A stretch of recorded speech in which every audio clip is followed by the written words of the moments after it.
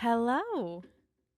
Welcome to Honey Do Me Podcast. I'm Emma. And I'm Cass. And this is our podcast where we talk about sex, relationships, friendship, mental health, why you really need to go to therapy, why you really need to go to sex therapy.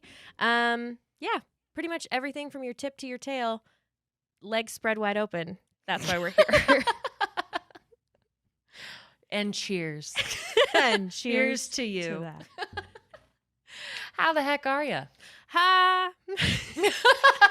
Ha! I'm harmonizing. I'm fine. I'm fine. I'm fine. I'm really excited about this episode. Emma and I had a very good cry sesh after this ep because it hits a little bit personally. You know what I mean? To say it changed our lives is not an understatement. It's not. Like, I know that's so silly, but it really did. Like this whole podcast has worked to change my sex life, but now as we're growing up, this has changed like our relationship. You and I, the number one, the Us. the most pinnacle important relationship. And we needed this conversation after this episode, and like we just had so many tools after. It was so good. So we'll tell you what the episode is about. Oh yeah, that's true. So we are talking with Anna Goldfarb, who is a friendship explainer. And she kind of just goes down the line of like how to make friends, like why to make friends, like finding your why behind a friendship. And she calls it your about, which is just like the coolest concept. But she also talks about maintaining friendships when you are going through different phases of life. Just as an FYI, we are moving to Patreon in January 2025. So as of right now that this episode's coming out, our episodes are on YouTube, but January 2025, all of our episodes will be moving to Patreon for all of our community there. We will also have exclusive mini-sodes where we do Q&As with your questions and we answer them. What else, Cass? We're going to have a monthly downloadable, which is going to be really fun to help you on your sexual journey.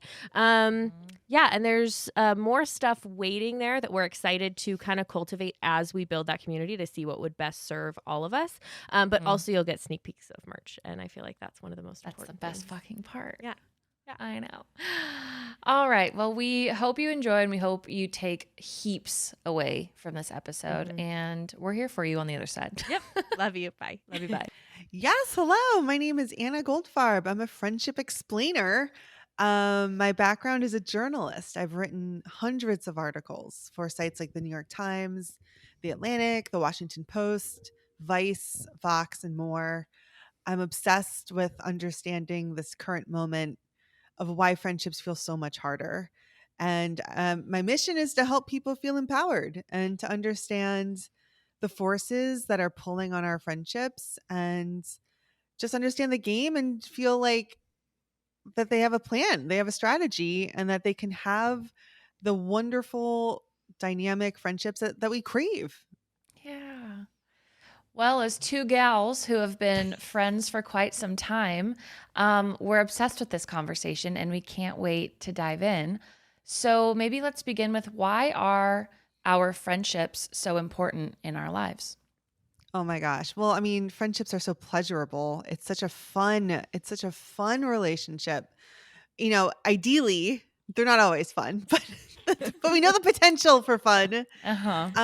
Friendships are one of the only relationships where it's a relationship of equals that we enjoy in adulthood. So many of our relationships have all these power dynamics, like your boss, your parents, maybe your children, your employees. Like there's always these power dynamics in a lot of our relationships, and friendships are so pleasurable because it's like we're on the same level. We're teammates. We're no one's on top, no one's below. We're on the same level, and it just feels like a relief from the world when you're with one of your closest friends. That's what it feels like. It's like I am exactly where I should be, and it's just such a wonderful feeling. There's nothing like it.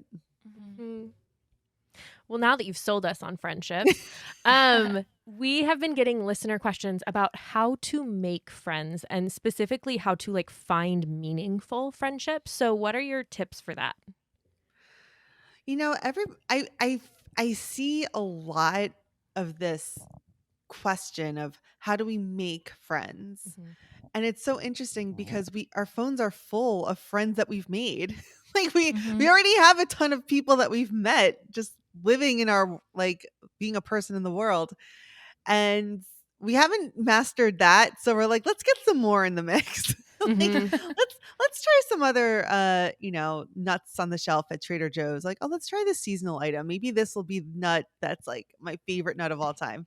Um but the key with making friends, and it's something that I don't see people ask themselves a lot, or really ever, or maybe it's just me, is well, why would someone want to be my friend? Like, what am I bringing to the table? What am I good at? Like, why? How do I practice friendship in a way that someone's gonna really respond to? I think people look at friends like, oh, I want more friends. I want to make friends. Like it's a collection on the shelf of, well, I want more.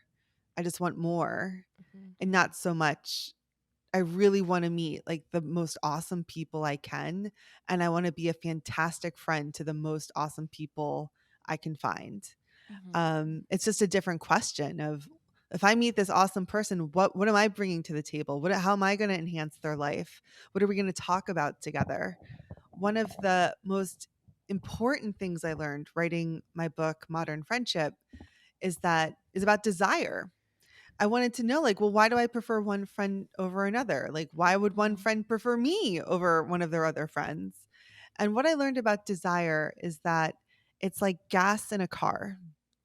You can have top of the line cyber truck, whatever you drive. Well, I guess it's that's battery. Let's try a gas guzzler. Okay, your grandma's Chrysler. Chrysler. You have a great old school car, but if you don't have gas, you're not moving forward. And desire in a friendship works the same way. We've all been out to lunch with someone really promising and like, oh my God, we should get along. Like, this should be great. Like, we're both like nice-ish people. Like, both have these interests, but it's not clicking. Like, what's going on here? And then you think this was a lot of effort to like find a place to have lunch, to sit down, to think of things to talk about. Like, I'm good. Mhm. So what I learned, this all this all folds into the concept of desire. And every friendship needs an about. And the about needs to be clear and compelling to both people. So when you're making friends, when you're thinking about making friends, you're like, well, what is our friendship about? Is it clear? Is it compelling? And for those friendships where you sit, you make time, you have lunch, but you don't really feel like it was a great use of your time, or you didn't feel that spark, it's like, well, maybe we're missing an about. We don't have a reason to get together besides just, you seem nice. Let's see if there's something here. But when you have a reason and about, it points you in a direction. Studies show it takes over 200 hours of shared time to go from stranger to close friend. That's a lot of time. Mhm. So, what are you going to do during that time? What are you going to talk about? What are you going to explore? And, we knew this as kids, as little kids at the lunch table. You're like, oh, you like My Little Pony? I love My Little Pony. What's your favorite pony? And the about of the friendship is, well, we're into the same thing. And then you're off to the races and you're like, wow, I love this pony. Well, blah, blah, blah. Then, it's fundamentally the same as adults. We're just more complicated. We have Mhm. more complicated lives. So you have to be really intentional about, well, what's our about? um, why is this important to your friend? Why is it important to you? And that will make your efforts so much easier. Of, I understand why my friend wants this friendship to continue, and I understand why I want it to continue. And you don't have to guess so much of like, well, I haven't heard, or I've reached out but I didn't hear back, and like all those like wishy-washy behaviors that we see when the about of a friendship is unclear.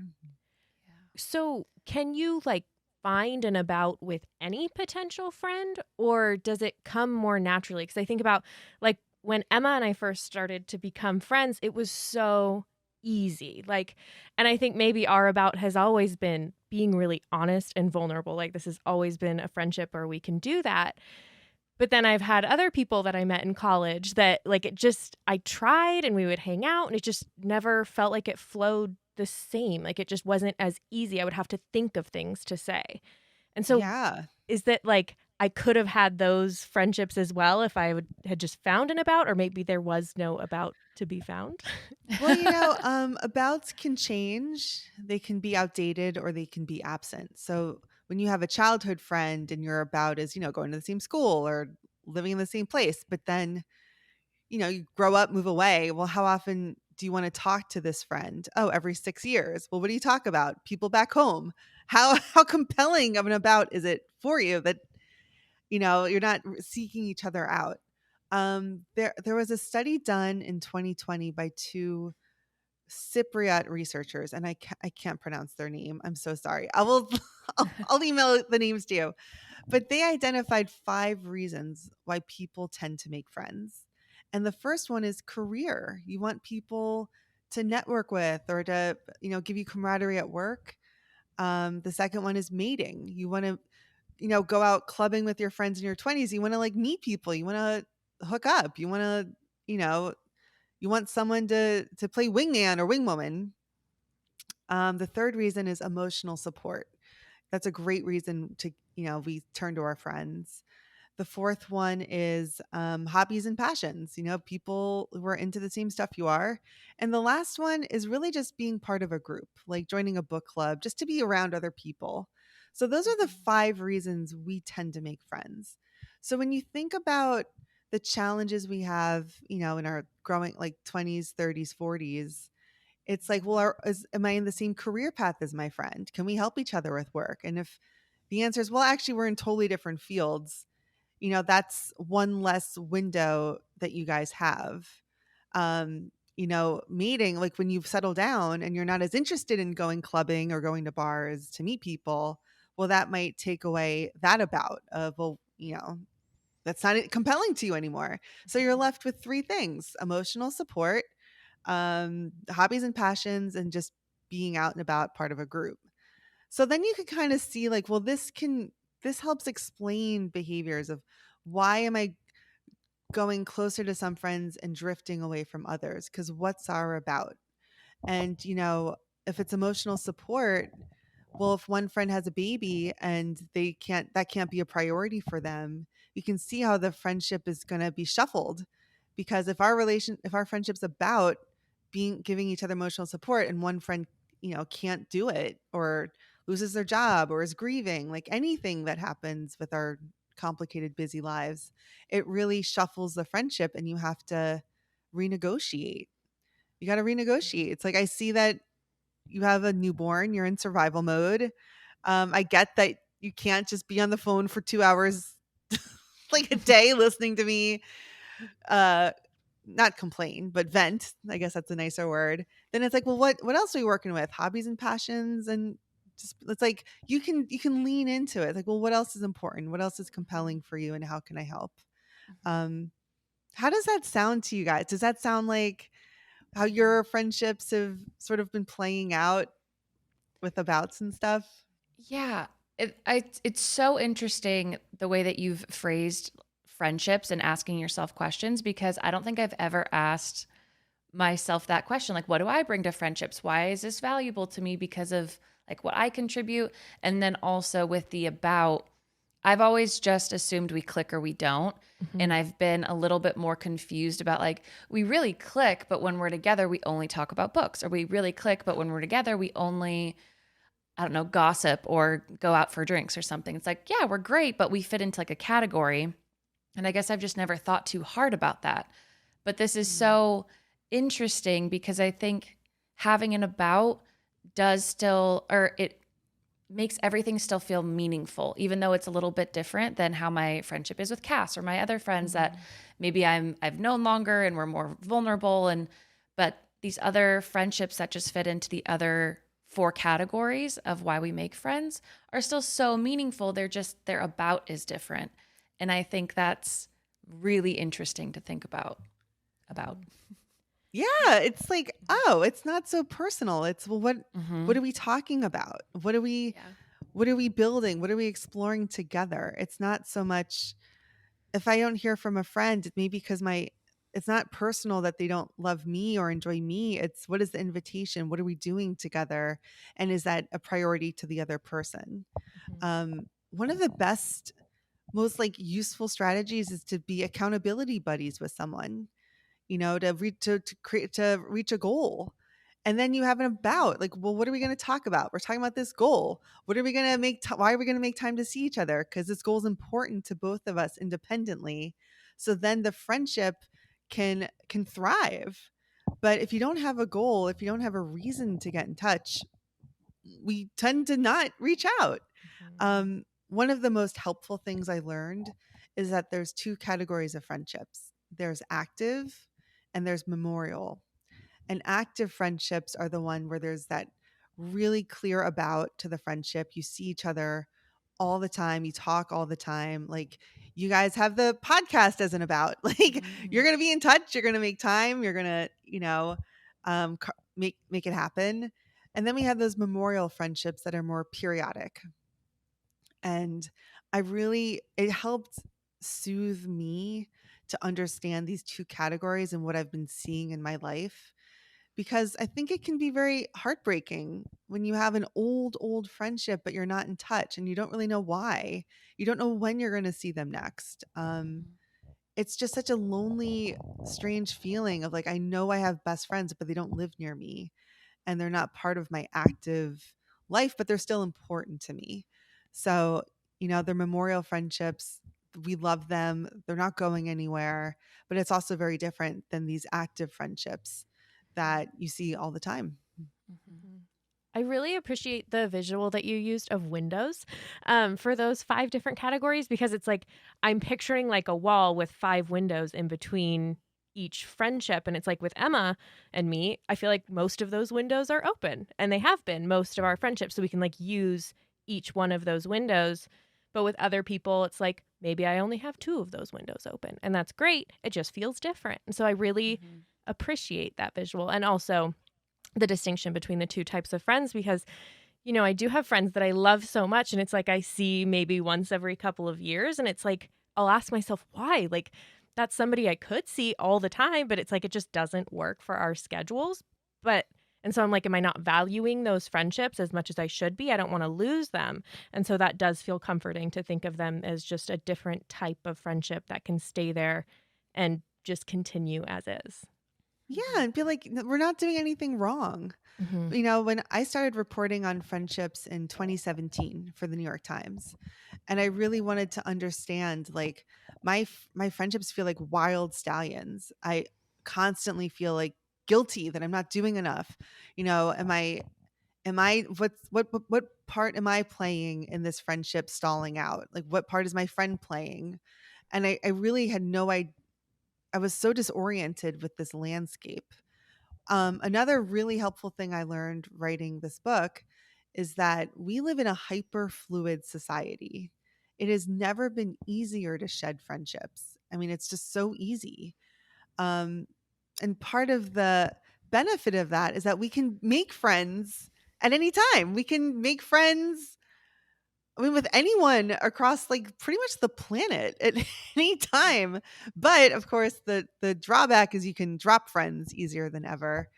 But what I learned is that living in a society like this, in a culture like this, it's like we're in a spoke system where we're in the middle and we have these different branches of different cohorts of, people from our childhood, friends from school, friends from our jobs, friends from our hobbies, and they only share common history with us, not with each other. And that's part of why friendships are so much harder to to to keep going these days, is because we don't have anyone sharing the burden of why should we keep this friendship active. We have to come up with reasons individually with each friend of what is our friendship about. is that clear and compelling to me at this moment? And like, we have to just be a social director. We have to spend way more time keeping these plates in the air. And that's very different than even our grandparents or great grandparents who may not have had the flexibility to befriend people from different genders, different classes, different genders, different races. But they also didn't have to try so hard to keep those friendships going because, Mhm. they were in their community and they had the church helping, they had their neighborhood groups helping. Um, it was just very different challenges than we Mhm. have. Yeah. When you're saying it's super easy today to drop friends, do you mean because of the lack of like community that we have that maybe our grandparents did have? Is that where the dropping comes in? Yeah, exactly. Like if we have nothing, if we use interest to drive our friendships, but then you shift to the interest, like, oh, I'm really into marathoning, so I'm gonna, dive deep into this community, but then I get injured, and actually I'm gonna turn my attention to knitting. Oh, I'm really into knitting. I'm gonna make some new friends that are knitting, and you might move away from your marathon friends because you're not actively doing that anymore. Like we do that Mhm. all the time. Um, I'm a journalist. I have lots of journalist friends. And then I wrote a book. So I started moving towards author friends. And well, now author stuff is really compelling to me. That's much more interesting to me. So then I personally have been trying to facilitate newer friendships with people who share this interest in common, and that's how people move now. A study in 2014 found we lose half of our friendships every 7 years. Half of our friendships every 7 years, and it's not because we're these monsters who are just like in the village stomping on like all our friendships. It's that our interests change, we change, Mhm. we go through different things that's going to impact the kinds of people that we seek out. Mhm. I've noticed that in my community here, particularly with dating, but also last year I wanted to make more friends, is that you have to find the areas that people hang out. Like you have to find those niche crowds and you have to have a niche interest to get into the group to start meeting people. It is hard to just walk around or go out for dinner, go out for drinks, whatever, and like find anyone that's open. And I mean, obviously, I don't want to talk to strangers at dinner, but No. it's just so interesting that you do have to have like a hobby to like meet people. And then if that hobby changes, yeah, it's hard to tether yourself to that group again. Yeah, or you just need to renegotiate and you You say, negotiate, hey, yeah. I want to spend more time with you. Mm-hmm. Like what are you working on? What's important to you? How can I help? Yeah. And that's what we can offer each other, is we can offer help. This is how I make friends. Like I'll see someone who seems really cool and I'll say, "Hey, what are you working on? How can I help? I think what you're into is really cool." Um it's such a different orientation than I want to make more friends. It's I want to help awesome people do awesome things. And then it's like, well, this is so cool for me that I get to help. And part of the problem I think is we see these, that main character syndrome of I'm the main character in the movie and I have my supporting cast around me. Like I want to be the Harry Potter. I don't want to be the Ron Weasley. Nobody's like, let me be Ron Weasley. But that's exactly what friendship is I want to find cool people and I want to be a part of it. I want to help them achieve their dreams. Um, that's the secret to friendship is like, let me help. I want to be a part of it. And just sort of embracing that Ron Weasleyness. I got to think of a better sidekick. Like I nobody like it. wants to be the sidekick Mm-hmm. in the movie, but in friendships, that's the gig. Is Mhm. who Yeah. can I be a sidekick to? Who do I want to invest in? Mm-hmm. Can you give us some specific examples of what that help might look like? Oh my gosh. Hell oh my gosh, I'm like have a million things flying around. Um I'm trying to think of like new friends versus the best friends I already have. I just made friends with a woman. I live in Philadelphia, and I saw on Twitter, not going to say X, on Twitter that she lives in Philly and she works in media. And I reached out and I'm like, hey, I just wrote a book. Like, I see that I'd love to send it to you. I see you live in Philly. That's so cool. And she's like, yeah, I live in this neighborhood. I'm like, I live in that neighborhood. We should get drinks. And we went out for drinks to talk about being women in media. Kind of had that about like the layup of that. Mhm. And she told me that a lot of her friends have moved away this year. She's 35 and she's like, it's been really hard. Like almost three of my best friends have moved away. And I said, you know what? I think I could help you. I think you'd really like my two friends who are also writers. Let's all get together next week and do a happy hour. And I told my two friends, I said, listen, this woman's really cool. I really think that you guys would hit it off. And we all went out for happy hour and we had a blast. And now we're getting together every week, every month. Oh my God, not every week, every month. We just went to the movies to see Anora the other week, and it started from a need of. She said, "I've my friends have moved away, and I've been like struggling." And I'm like, let me help. I think you'd really dig my friends.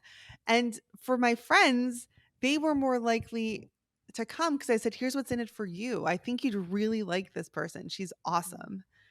Now, if I had said, like, guys, it's been like a tough fall, like, I've been really bored. I want to do a happy hour just to see everyone. I think people would have failed. I've been like, well, that's not as compelling to them of, okay, well, you're bored and you want to get a glass of wine. What does that have to do with me? As opposed to framing it like, hey, I think you guys would really like this woman. She's cool as Mhm. and then it was like it was a success. So much of our invitations is the framing of it and thinking of how the invitations land in other people's inboxes and their text messages when you're like, hey, I miss you, let's get together.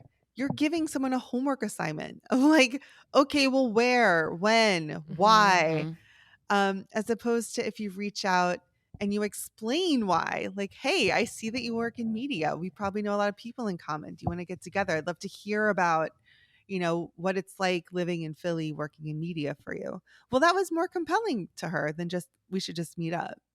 So Mhm. that's, when I know that so much of the advice, we're in a loneliness epidemic, so much advice is reach out to people, just reach out, just send a message. But the reality is not every message is created equal, and a lot of low effort messages create a lot of work for the recipient. So it doesn't Mhm. go anywhere. And then it's just like, Anna, I reached out to people. You told me to reach out. You told me like and it's like, well, listen, we live in a really busy world where we're all have, so many things competing for our time and attention. If we can help our friends make make those choices easier, we're being good friends. When I say to my best friend, one of my best friends, like, let's get together Friday, I want to hear about your how work is going. um that gives her some direction of why I want to get together with her. Uncertainty creates anxiety, and so much of modern friendship is uncertainty.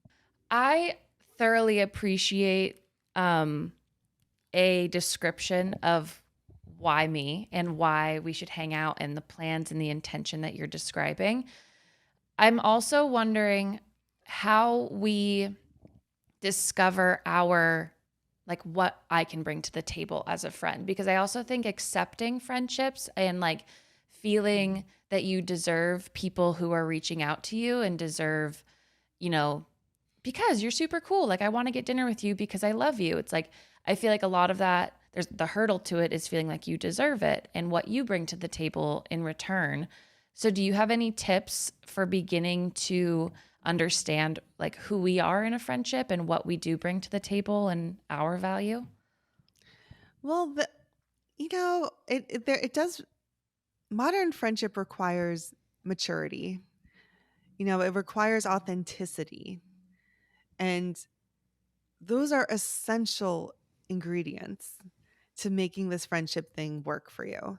Like, you need to have the maturity to understand that other people have full lives and that they have all sorts of roles that they play for in all different parts of their life. They're, a child, they're maybe a parent, they're an employee, they're a spouse. Like, when you see someone for all the roles that they play, you you're already doing way more than most friends do. I think most people think of other people as like an avatar on their phone of just, they don't consider their friend as a whole other person with their own history, backgrounds, traditions.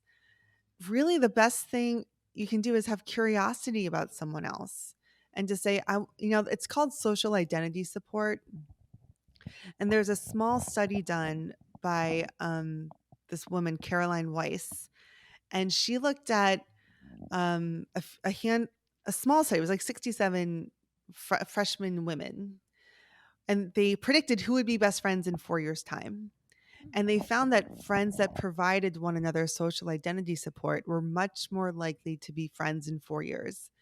And I'm like, I don't know what this thing is, but this sounds amazing. Like, what is social identity support? This sounds like Mhm. some magic bullet of why isn't everyone doing this, whatever this is. And so I called her up and I'm like, explain this to me. What is it? And she said that when you see your friend for, like I said, like the race, class, gender, all of um their identities, and you give them support for it of, I want to know your traditions. I want to learn about the foods that you ate growing up. I want to learn about who you are. I see that, I'm Jewish, so like you're. I want to learn about Hanukkah. I want to come to your Seder. I want to learn about what makes you tick. That shows that you're more invested in learning about who someone is, as opposed to let's just get endless dinners. Let's just get sushi. Let's just go. Like, if the difference is staggering of, let me see who you are. And that's beautiful. We can give that to each other. And it's not even like, why would, I mean, think of how you would feel if you had a friend who's like, I want to be a part of it. Like, I want to learn, I want to eat your grandma's cookies. Like, can you cook them for me? I want to try, like, what have you been growing up eating? Then you appreciate your friend on such a deeper level. It's not someone just to have entertainment with or do things with. It's seeing them for the richness that they bring. I've started doing that with my friends. Of, my friend, I spent Christmas with her and her family, just doing more intimate things and just going on a deeper level. So it's not even like, what could I possibly have to add to the right person? It's really signaling interest of, I want to get to know you. I want to see where you came from. Can you, like, I want to see pictures of you in high school. Like, I want to see you for like who you are. Mhm. And just think of how much deeper that friendship is going to be.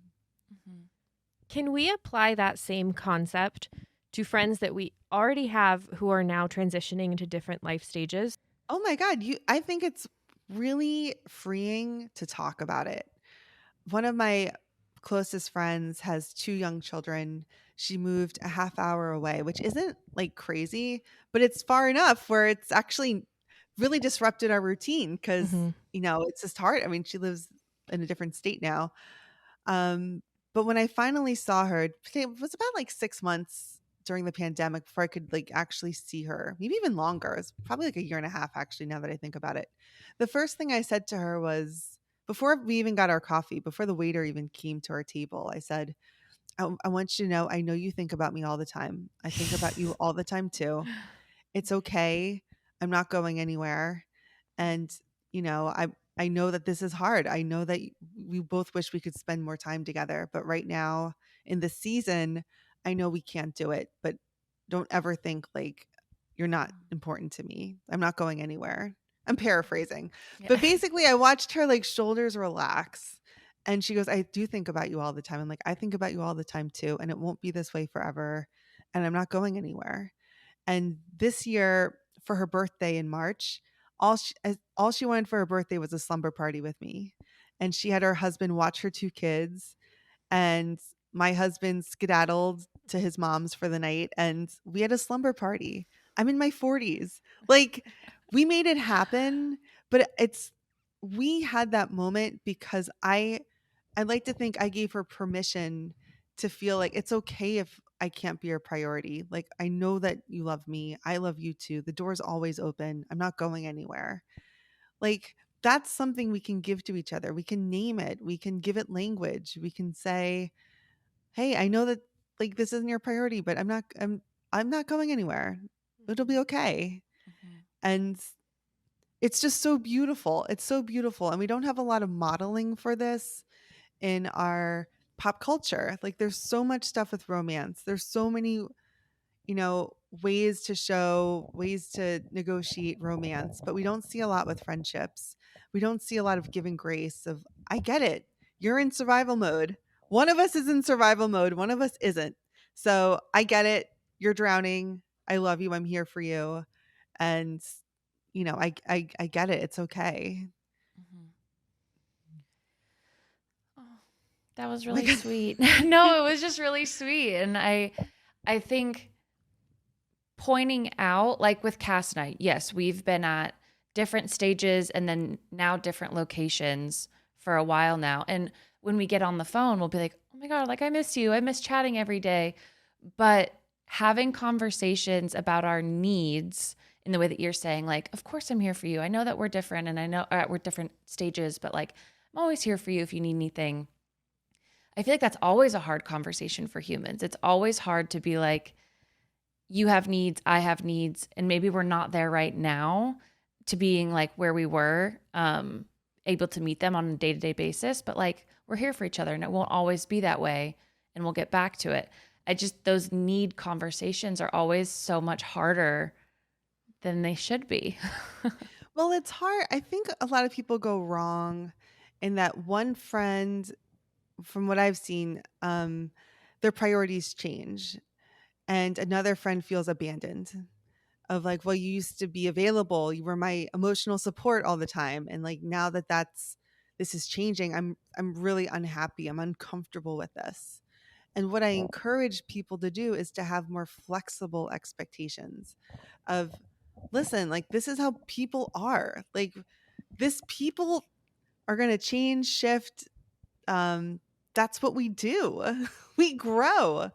And you're going to have a much easier time if you learn to surf the wave instead of trying to fight the wave, and to say, "Hey, I see that you're changing. I see things are changing, and my love for you is just everlasting. I'm not going to my love for you isn't changing even though our situation is."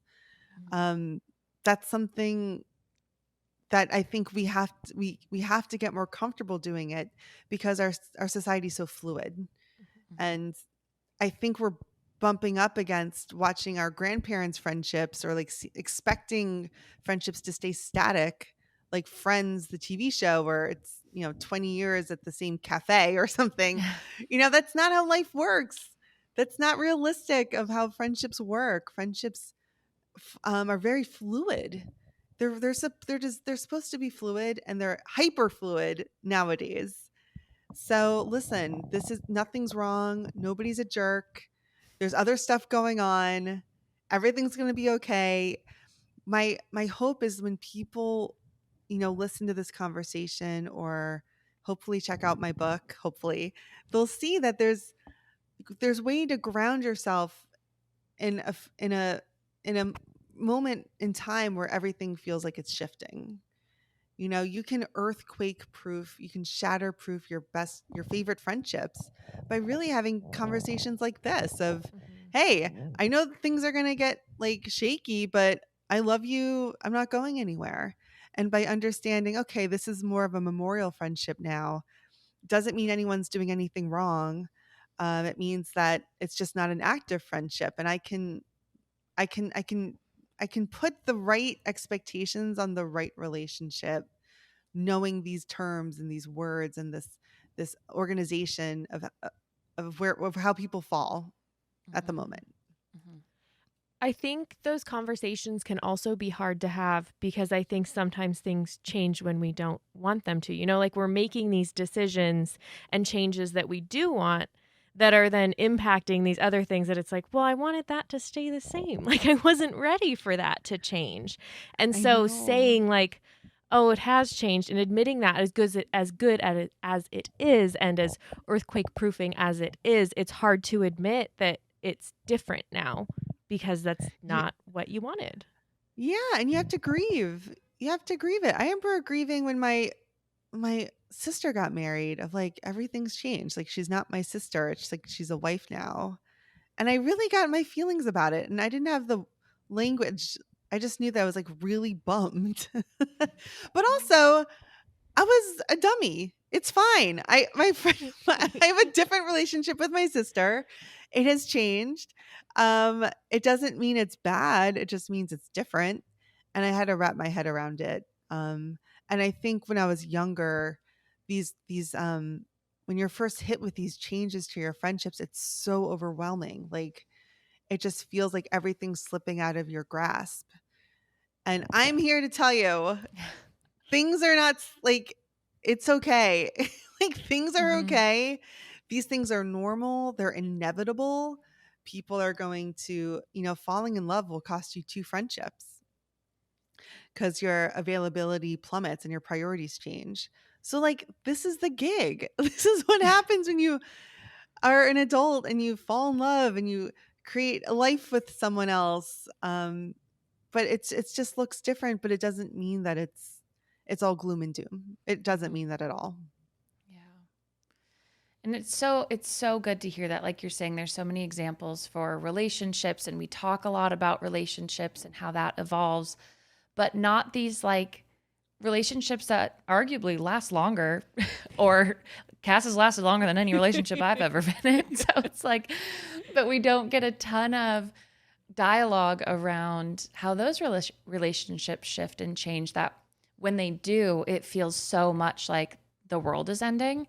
And things are changing like before your eyes, but hearing it that it's okay and it's actually something to expect and it's completely normal, that these things, like when your sister got married, it's like, yeah, we're fine. It just Yeah. looks a little different, and now we need to adjust how we show up for each other. While that's still scary for like me to hear, it's also good to have these conversations that it's so normal. You're like, Anna, this is just a lot of rotten grapes. I'm like, girl, it's wine. That is what wine is. Yeah. Wine is like things that have like undergone a fermentation and now they're richer. It's okay. It's okay. It's startling. It feels like you're powerless, but you're not powerless. I really want people to feel empowered of these changes are inevitable and I can get through it and it's going to be beautiful. I really feel like our best friendships are ahead of us. They're ahead of us. I always felt like they were behind me. Like I will never get that feeling of, my high school friends or my college friends. But now it's just deepened, it's richer, it's more, it just fits me better. It's a more select varietal of wine, Mhm. so to speak. Yeah, I feel like because as we get older and we start knowing ourselves more, we can enter into these friendships a lot more authentically. That while it might not be as much of like college partying and maybe those types of things that you see with friendships, but it's a lot, like you're saying, richer, and the longevity is there and the support is there. And then the like chosen family part just Yeah. bulks up. Yeah, and it's just an opportunity. It's such an opportunity. And there's so much that we used to use our friends for favors more. Like, hey, can I get a ride to the airport? Or hey, I need help to move. And that's like tacky now. That would be Yeah. seen in some circles. I mean, usually the more um higher economic you are, the more those favors are seen as gauche. It's like we'll just hire someone to drive you to the airport. Why are you bugging me? So like what can friends do for one another if we can outsource so many of our favors. And what we can give one another is that we can care about one another. We can offer that. We can say, I care about whether you're having a hard day or not. I care about if work is challenging or you have a success at work. And we can give that to one another. It's really the art of caring, of finding the best people you can to care for. And just wanted to share that science says 3 to 5 close friends is really all you need to get these benefits. 3 to 5, that's it. Just a handful. You don't have to be the best friend to everyone you've ever met.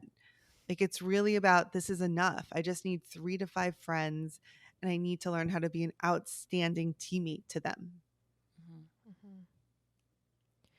Do you have any other ways that we can, maybe like specific examples of, maybe creative examples of ways to show up when we are really busy, when we are feeling overwhelmed, but still want to show up for those 3 to 5 people? Let's see, when I'm busy or overwhelmed. I mean, when you have a clear and compelling about, you know why you're getting, like, you know Mhm. why you're um, getting together, or reaching out.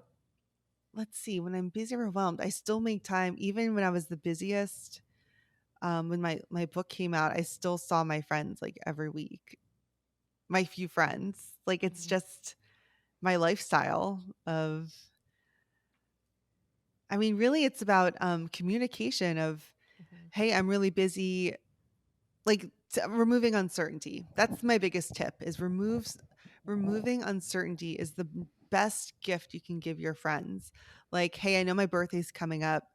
Um, I don't need a present from you, but I'd love to get coffee with you maybe this weekend. Like, remove uncertainty at every chance you can. And that helps people feel comfortable and safe. And they will find their time with you more enjoyable if they know the limits of, like, well, I can get dinner, but I have to be home by 8 p.m. Like, just be as upfront as possible with your limits, your needs, and availability, and just be authentic. The best thing you can do when you're busy is be authentic, and to not Mhm. overpromise and underdeliver. Like, that's the worst feeling of, yeah, I can do that. I could do that. And it's like, oh no, actually, I couldn't do any of that. So Mhm. a better thing is to pause and say, that's, let me think about that. I'll get back to you, instead of knee jerks agreeing to things. Or, and Mhm. also negotiating, saying, hey, I'd love to help. Here's what I can do. I can't do, for the other half, I'll help. I'm happy to help you find someone else that can maybe, feed your dog those days. Like, just to be really authentic with what you can and can't do.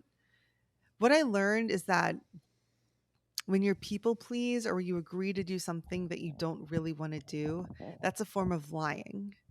And that's something that friends will not tolerate. They Lying is one of the biggest friendship killers, aside from not showing up when needed and disclosing someone's secret.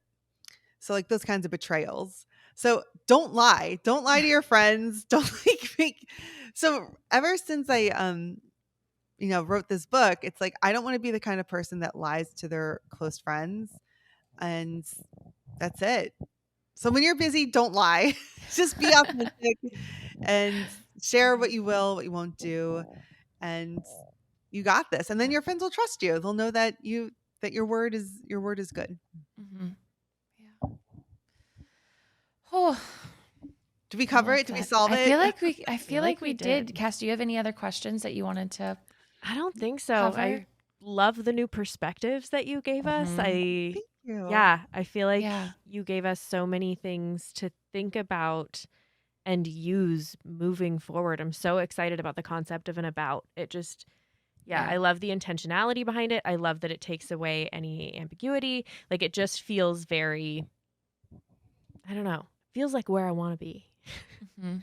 It Yeah. feels true. It's like, Hmm. oh yeah, this is how friendships roll. And real quick, one of my favorite texts for understanding, like, how important an about is Hollywood Walk of Fame speeches. If you've ever watched a Hollywood Walk of Fame speech, people lay out exactly how friendship works. My favorite one is Matthew McConaughey giving a speech at Guy Fieri's Hollywood Walk of Fame star ceremony. And Matthew McConaughey shared a story. He said, when I was driving across country, I'd watch this show, Triple D, Diners, Drive-Ins, and Dives. And I thought, I'm on the road all the time. This is so cool. So he reached out to Guy Fieri and said, I'll be in Spokane next week. Where should I eat? And Guy was like, oh, you should try out this restaurant. I think these would be great. And then they connected after he ate there, because that was the about of, Hmm. well, we talk about restaurants. And so that's how they forged their friendship, was about roadside restaurants. And then when Guy Fieri came to LA, they met up, and then they connected on deeper values, on fame, um, you know, religion, spirituality, family. And then that's how their friendship solidified. But it started out with roadside restaurants and like, where should I eat? That's all it took to kick that friendship off because the about was so compelling to both people. So listen, if Guy Fieri and Matthew McConaughey can do it, we can too. It's really just what is the about, and then you're cooking with gas, as my grandma used to say. Love that saying. I love it. I love it. Where can our listeners continue connecting with you after this episode? Where can they get your book? All of that good stuff. Yeah, you can get my book, Modern Friendship, anywhere books are sold. I had so much fun writing it. If you're curious about any of these things, like definitely check it out. I'm on Instagram at Anna Goldfarb and Blue Sky now, because I guess everyone's going to Blue Sky. And also my Substack, Friendship Explained. I have a Substack where I talk about friendship issues in a really fun way. And listen, I'm here for you guys. Like I want people to really feel empowered here and to understand the game better and just have it settled and just feel like friendships are settled. Like I got it. Let me move on to other things. let me stress about other things, but friendships shouldn't be stressful. They shouldn't. So grab your best friend. Grab the person you've drifted from, just a smooch, and have a conversation. You got sound like the a tools. politician. You sound like Fawn Moscato. Fawn Moscato. You should see my hands. How do they hold the thumb up and have the conversation? You can see this right now on YouTube, but in 2025, you can see my hands on Patreon. I will never stop plugging this. We're just so excited. Anyway, thank you so much, Anna, for being on the podcast. And thank you to our honeys for hanging out with us. Yeah, you can head on over to Apple Podcasts to rate, review, and subscribe to Honey Do Me. It means a lot to us when you do any of those things, as long as they're kind. You can also do the same on Spotify. If you ever have a question or a topic you want covered, you can head to the link in our bios at Honey Do Me Podcast on TikTok or Instagram and submit them there. As Emma said, you can watch us on YouTube for now, but in January 2025, you can hang out with us on Patreon. And like, why wouldn't you want to? We're like so fun. And it's a good way to support your gals. You know what I mean? We could use it. Yeah. It's a really good way to support us if you've ever wanted to do so. Side note, just for our outro, honeys. Every guest this month is named Anna. Isn't that crazy? I love when we have secrets for the outro. And so outro folk, you especially should be on the Patreon community because you are who we speak to. You're our people. We know You're it. our people. If you're still here and you're not weird, and if you're like, am I weird? Probably not. The people who really are don't think they are. Then we're really excited to have you over on Patreon. We can't wait. But yeah, every single one is named Anna. And I'm Emma. So that's close. And I'm Cass, and this has been Honey Do Me Podcast. And I'm Fawn Moscato. Good night. All right. We'll see you next week. Yeah. Love you. Bye. Love you. Bye.